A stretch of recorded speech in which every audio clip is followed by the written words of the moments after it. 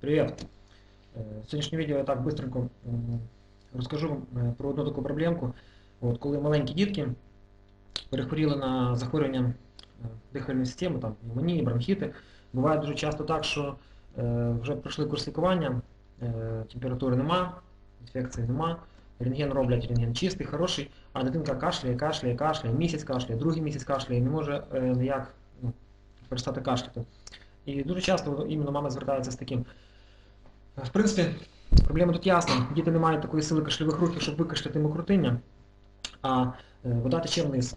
І оцей слиз, він спускається в нижні відділи легень, і тут збирається, фіксується потім такими малесенькими спаєчками, і виходить, він подразнює легені, тобто кашльовий рефлекс працює, а викашляти вже його дитина самостійно не може.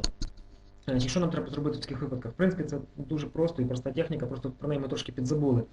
Нам треба просто зробити так, щоб викашляти його. Але нам треба спочатку зробити так, щоб цей кашель став більш вологим.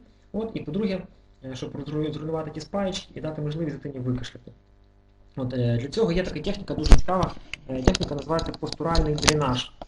Як вона виглядає? Так. І для того, щоб вирішити ту проблему, нам потрібно буде ще два препарати, які нам допомагають. Перший препарат називається ялівцевий мед. Ялівцевий мед, можжевеловий мед.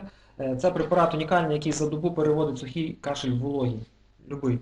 А це вже дуже хорошо, тому що це вже такий продуктивний кашель вважається. І другий препарат називається це крем тім'ян. Оцей крем тім'ян, він дуже хорошо має протизапальні властивості і він розсмоктує хорошо спаєчки. Що ми робимо? Беремо дитинку, беремо крем тім'ян, мажемо в праву сторону, кладемо дитину на ліву сторону і от такими рухами починаю вистукувати оту грудну клеточку. Поклали, і отак вистукуємо 10-15 хвилин. Потім мажемо ліву сторону, кладемо дитину на праву сторону і точно так само 10-15 хвилин починаємо вистукувати з тої сторони.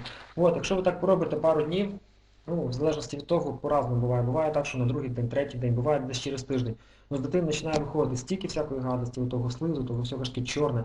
Мами прямо прибігають з такими в шоці, що де стільки того всього в моїй дитині було.